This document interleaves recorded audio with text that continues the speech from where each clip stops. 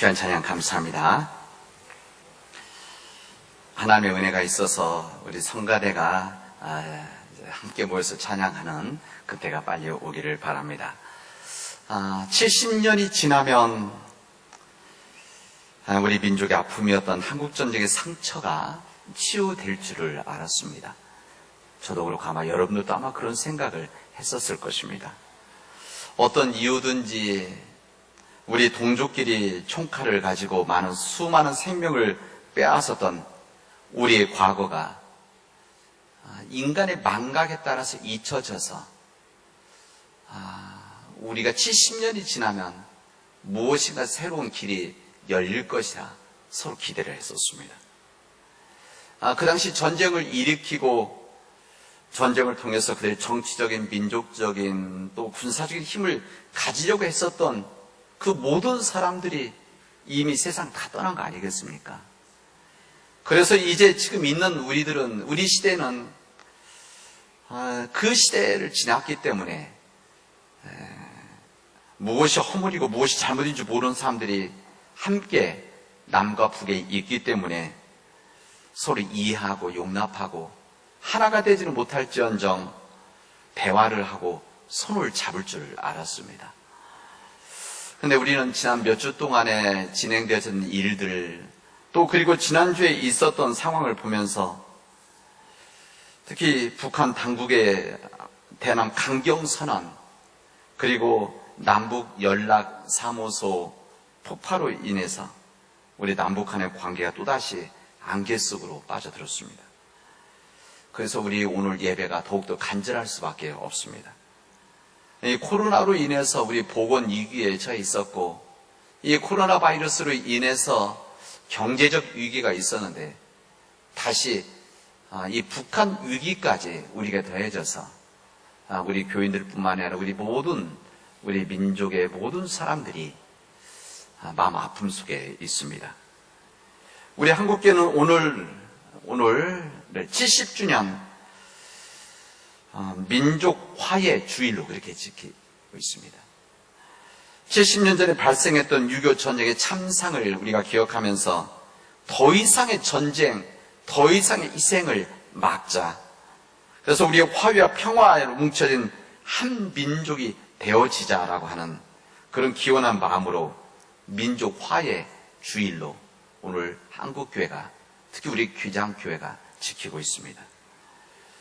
이 민족 화해 주일은 요즘에 이 상황을 알고 지키는 것이 아니라 요즘의 문제 때문에 지키는 것이 아니라 매년 이 6.25 이 한국전쟁 전 주일에 지내는데 이번 해는 더욱더 의미 있는 70주년이었기 때문에 사실 많은 기대들을 하고 있었습니다.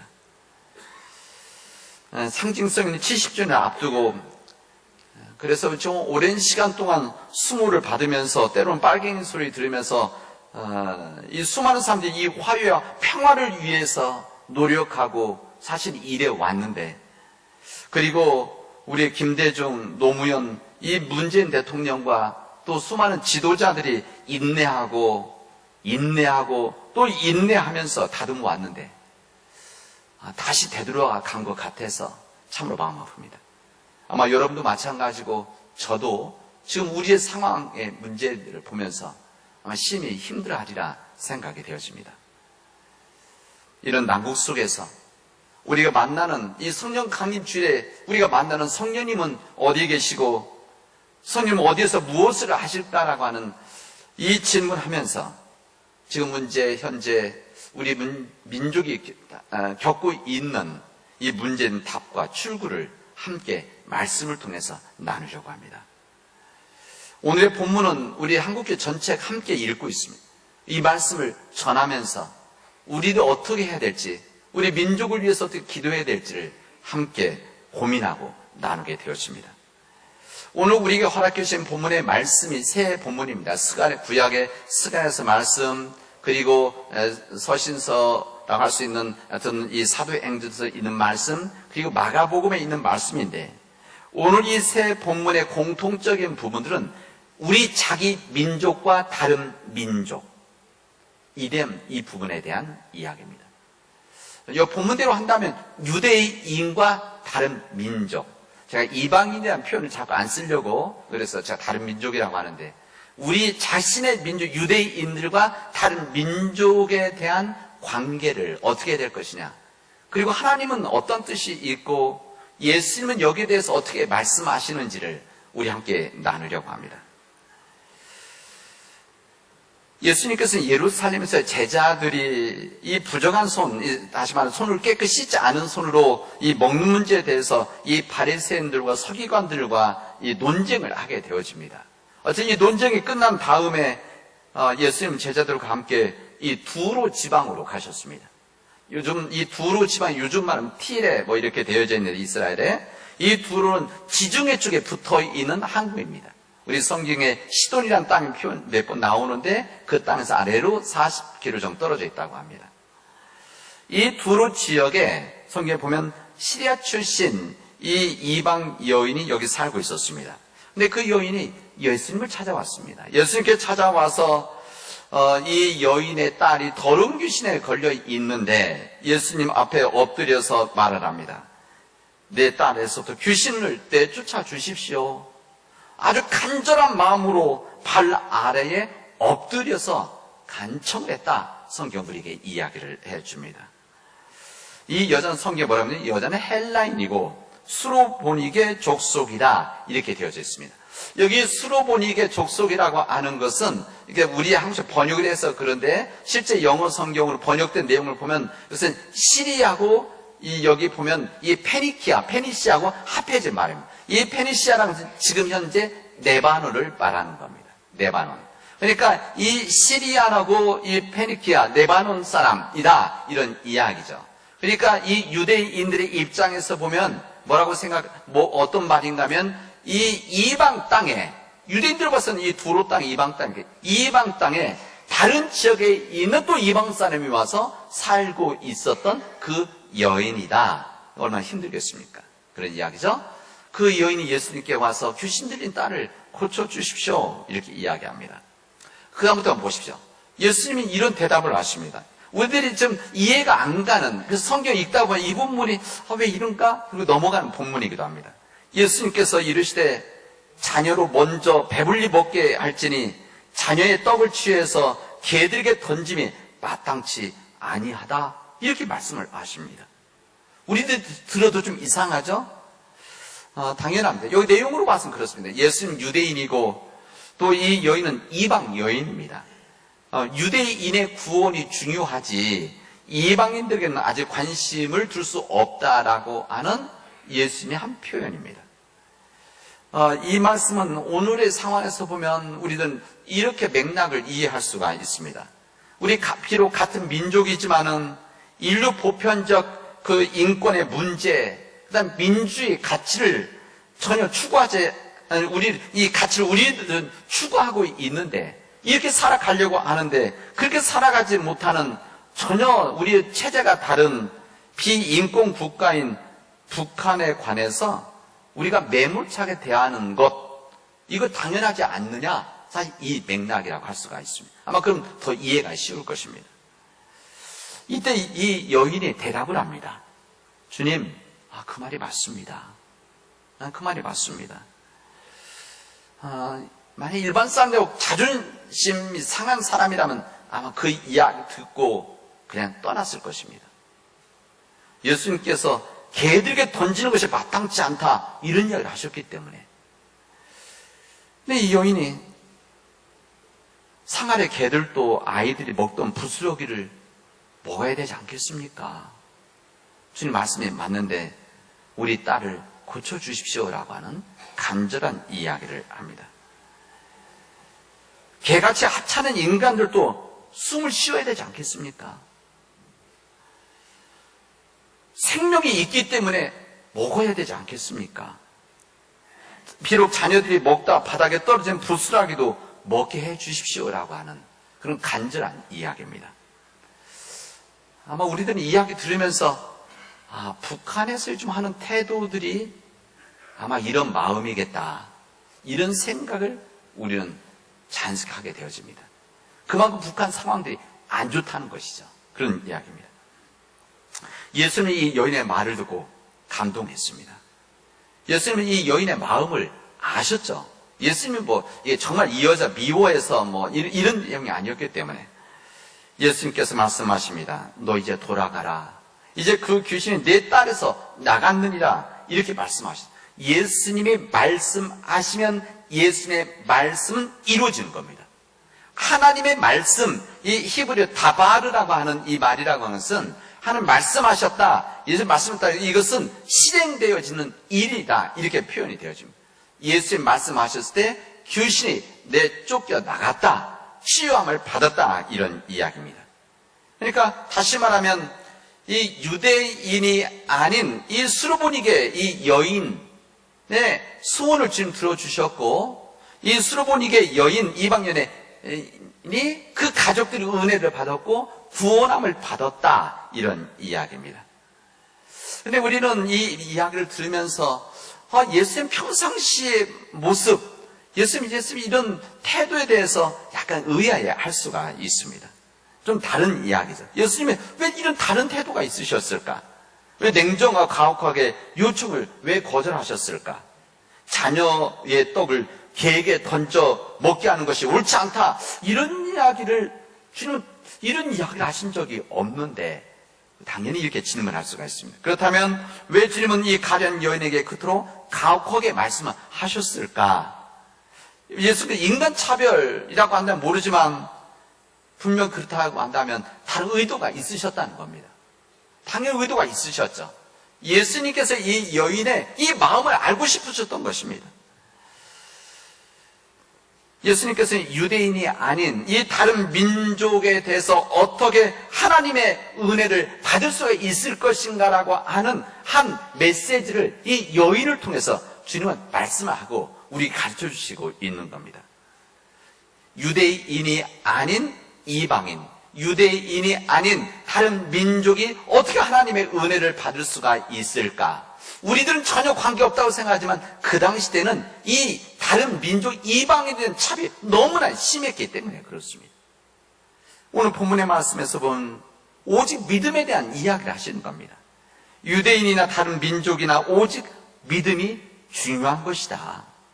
유대인이라고 해서 믿음 없이 구원받고 이방인은 믿음이 있어야 구원받는 것이 아니라 모든 사람들이 오직 믿음이 있을 때만이 구원받을 수 있는 것이다. 이것을 이 간절한 이 이방 여인을 통해서 알려주시는 겁니다. 이방 여인은 오직 믿음, 다시 말하면 예수님은 우리 딸을 치유해 줄 수 있다라고 하는, 구원해 줄 수 있다라고 하는 믿음을 가지고 있었습니다. 그러하기 때문에 냉혹한 반응에도 물러서지를 안 했던 겁니다. 이 두 번째는 무한한 겸손으로 주님께 나온 이 여인을 주님 말씀하고 계십니다.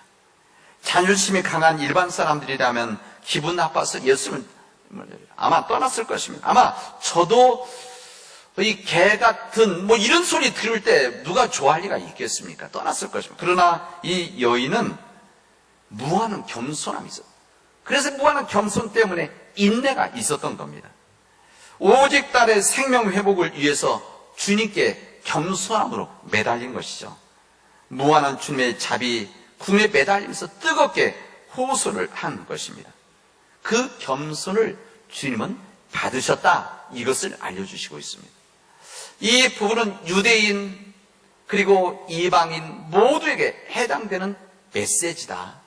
주님 앞에 겸손함으로 섰을 때 주님은 그의 간청 간구를 들어주시는 하나님이시라는 것을 우리에게 이 짧은 이야기 좀 우리가 알려주시고 있습니다. 중요한 부분은 엎드려 간구했다는 겁니다. 예수님께 엎드려서 간구를 했습니다.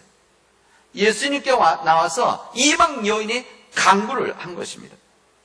기도 없이는 하나님의 은혜 능력이 체험할 수 없다는 것을 오늘 본문은 우리에게 알려주십니다. 하나님은 기도하는 사람들을 확실히 선대하신다는 것을 우리 성경 전체는 우리에게 알려주십니다. 우리 하나님은 인간들 자체를 차별하지 않으십니다. 이방인도 남녀노소 구분하지 않고 어느 지역에 있든지 병이 있든지 없든지 전혀 주님은 차별하지 않으십니다. 그러나 주님이 차별하는 부분에 한 부분이 있습니다. 누구를 차별하느냐? 기도하는 사람과 기도하지 않는 사람은 분명히 차별한다는 것을 오늘 우리에게 알려주신 본문의 말씀입니다. 어쨌든 이 주님께서는 이 여인의 무한한 이 겸손, 오직 믿음, 주님께 엎드려 간구하는 이 모든 것을 보고 딸에 대한 문제 해결을 해 주십니다. 우리 주님은 민족에 대한 구분하지 않으신 분이시다. 이방인들이라고 지칭했었던 유대인들은 어떻게든지 구원받고 이방인들은 이 구원받을 수 없다라고 하는 이 시대 속에서 이것은 아니다. 이것을 사람들에게 알려주신 주님의 말씀입니다. 우리 예수님의 선교활동과 메시지는 유대인만을 위한 메시지, 복음이 아니라 모든 사람들, 다시 말하면 다른 민족, 이방인을 포함한 우리 주님의 메시지고 선교활동이라는 것을 우리에게 말씀해 주십니다. 지금 남북 이유기 상황에도 불구하고 우리가 인내하면서 자존심 상하지만 흔들리지 않고 불쌍히 여긴다고 한다면 우리가 대화할 이유가 바로 여기에 있습니다. 게다가 북한은 다른 민족도 아닌 우리와 같은 민족 아니겠습니까? 오늘 저희들이 읽은 이 사도행전의 말씀은 이 주님의 말씀을 이제 구체적인 삶의 상황 속에서 우리에게 알려주십니다. 이 사도 베드로가 자신의 환상을 통해서 이방 사람들에게 문이 열려 있음을 간증하는 내용이 오늘 사도행전의 본문의 말씀입니다. 이 베드로가 예루살렘에 올라갔더니 그곳에 있는 유대인들, 여기서 보면 할례자들이라고 했는데 유대인들 말하는 이 유대인들이 베드로를 비난을 하는 건, 베드로 무슨 비난을 하는가면 네가 무할례자의 집에 들어가, 다시 말하면 너 다른 민족, 이방 사람들 집에 들어가서 함께 먹었다는 것이 맞느냐? 이 부분을 예루살렘 교회 지도자들이 이야기를 하고 있는 겁니다. 이때 예수님의 제자들이 예수님을 믿고 예수님 그리스도 고백을 했지만 완전 그리스도인이 아니라 유대교적 그리스도인인 거죠. 영어로는 주이시 크리스찬 이렇게 말하는데, 그러니까 유대교 성격을 가지고 있으면서, 다시 말하면 할례를 믿으면서 크리스찬이어야 된다. 이 부분을 믿었던 사람. 그게 무슨 말입니까? 할례를 받지 않으면, 유대인이 아니면 구원받을 수 없다라고 하는 이런 생각을 가지고 있었던 제자들이었습니다. 여기 무할례자로 나오는 이 사람 누가 고넬료입니다. 이 고넬료, 이 사도행전 10장에 보면 이 고넬료에 대한 이 자신에 대한 이야기가 여기 나와 있습니다. 여기 이 사람은 이방 사람, 다시 말하면 이탈리아 부대 백부장입니다. 백부장, 이탈리아 사람. 이 부대는 본래 로마에 있다가 지금 이 가이사랴 지방에 와 있는 것이죠. 그러니까 어쨌든 이 사람은 이방 사람입니다. 그런데 사도행전의 말씀은 고넬료를 이렇게 이야기를 합니다. 그가 경건해서 온 지방과 더불어서 하나님을 경외하면서 백성을 많이 구제하고 하나님께 항상 기도하더라, 이렇게 말합니다. 이런 경건한 사람, 하나님 앞에 항상 기도했던 이방인, 이 사람 소개를 하는 겁니다. 이 소개를 하면서 이 고넬료에게 하나님의 환상이 있었다는 겁니다. 이 환상 속에서 베드로를 청하라 이야기를 듣다는 겁니다. 그런데 이 동시에 베드로가 환상을 보게 되어집니다. 그래서 오늘 본문의 말씀 그 내용이죠. 이 베드로가 환상을 보았는데 하늘에서 이 보자기가 내려왔는데, 보자기가 내려왔는데 보니까는 이 네발달 음식들, 짐승들, 동물들, 다시 말하면 유대인들이 먹지 않는, 먹을 수 없는, 먹지 말라고 하는, 유대교 정통적인 법에서는 절대 손대지 말라고 하는 동물들, 짐승들이 있는데, 하늘의 소리가, 천사가 뭐라고 이야기하는가 하면 이것을 먹어라, 이런 얘기를 하는 겁니다. 이때 베드로는 절대 저는 그럴 수가 없습니다. 저는 먹지 말라고 하는 것, 이 속된 거 먹을 수가 없습니다, 라고 거부를 하게 되었습니다. 그랬더니 하늘의 소리는 하나님이 깨끗하게 하신 것을 내가 속되다고 하지 말아라. 왜 내가 깨끗하다고 한 것을 너는 속되다고 하느냐, 이 이야기를 합니다. 이 소리가 한 번이나 세 번이나 이 베드로에게 임했다, 그런 이야기입니다. 사람들 전통 속에서 속되다고 했던 것, 더러웠던 것을 하나님은 왜 내가 거룩하다고 깨끗하다고 한 것을 너는 지저분하고 속되다고 말하느냐. 이 한 메시지를 그가 들은 겁니다. 그리고 이제 고넬료를 만나도록 하는 하나님의 역사가 있게 되어집니다. 이때 이방인이었던 이 고넬료를 만났던 이 베드로 찾아가자. 찾아서 만나는데 이때 이방인인 고넬료에게 이렇게 말합니다. 내가 참으로 하나님은 사람의 외모를 보지 않으시고 각 나라 중 하나님을 경외하며 의를 행하는 사람은 다 다루시는 줄을 깨달았습니다. 이렇게 고백을 하게 되어집니다. 여기 보면 내가 참 하나님은 사람을 외모로 보지 않으신다. 이게 무슨 말이냐면 얼굴을 보면 이 사람이 유대인인가 유대인이 아닌가 이것을 바로 구분할 수 있는 거 아니겠습니까? 우리나라는 아직 다 그렇게 되어 있지는 않는데 아직 이력서 회사 취직할 때 그러지 않는데 제가 미국에 있을 때 보니까 그냥 일반화된 부분인데 이게 차별법의 한 부분인데 이력서를 낼 때 사진을 못 붙이게 되어져 있습니다. 왜 그런지 아십니까? 사진을 붙이면 이 사람이 죄송합니다. 흑인인지 흑인이라는 표현 잘 안 씁니다. 하여튼 흑인인지 에이프로 아메리칸 이렇게 말하죠. 아프리카계 미국인 이렇게 표현합니다. 어쨌든 흑인인지 백인인지 아시아 사람인지 이것을 구분할 수 있기 때문에 이거 보고 심사 자체를 빼놓을까 봐 그래서 사진을 못 붙이게 되어져 있습니다.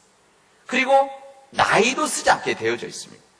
나이 몇 살인가 쓰지 않게 돼요. 이거 나이 쓰면 법에 걸리게 되어져 있습니다. 그리고 취직할 때 한국 사람을 찾습니다. 이것도 사실 법에 걸립니다. 예를 들면 프랑스 사람만 찾으면 이것도 법에 걸리게 되어져 있습니다. 모든 사람들에게 기회가 주어지도록 되어져 있습니다. 여기 이 표현 그대로 하죠. 하나님은 사람의 외모를 보지 않으시고 유대인인지 이방인지 구분하지 않으신다. 각 사람은 하나님을 경외하며 의를 행하는 사람들은 다 받으신 줄 깨달았도다라고 이 베드로가 고백을 하게 되어집니다. 이때부터 이 초대 교회 가운데서 이방인들은 구원의 역사가 그때 시작이 되어집니다.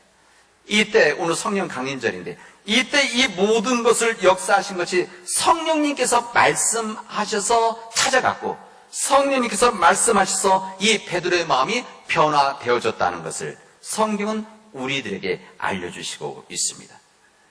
이때 뭐라고 하면 마지막에 뭐라고 하면 할례자들인 유대인 그리스도인들이 이 말을 듣고 잠잠하여 하나님께 영광을 돌며 이르되 그러면 하나님께서 이방인에게도 생명을 얻는 회개를 주셨도다 이렇게 믿으면 고백을 하게 되어집니다.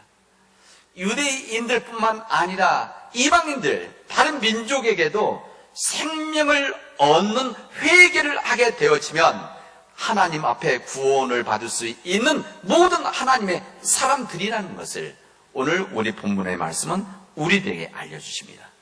생명을 얻는 회개, 이것은 하나님의 은총입니다. 예수님께서 성령이 임하면 너희가 권능을 받고 온 예루살렘과 온 유대와 사마리아 땅끝까지로 내 증인이 되어질 것이라고 하는 예수님의 이 위대한 이 명령, 말씀, 이 말씀이 여기서 이루어지게 되어지는 겁니다. 그래서 베드로를 통해서 사도 바울을 통해서 이방 다른 민족들이 구원받을 수 있는 이 선포를 시작하게 되었다는 것을 오늘 성령 강림 셋째 주일을 맞이해서 여러분에 전합니다. 사랑하는 우리 믿음의 가족 여러분, 이제 민족이라고 하는 편견, 민족이라는 이 차별 의식을 우리가 극복을 해야 됩니다. 왜? 하나님의 뜻이기 때문에. 우리 주변에는 우리 다문화 가정들이 사실 많이 있습니다. 우리 남원 지역에 중고등학교에는 한 140명 정도의 학생들이 있습니다. 다문화권 가정 학생. 우리 초등학교에 남원시에 350명 정도의 우리 아이들이 있습니다. 5, 6년이 지나면 중고등학교에 350명이 되겠죠. 변화가 있을 겁니다. 여러분, 우리들도 어떻게 생각하면 이 땅에 원래 살던 사람들은 아닌 겁니다.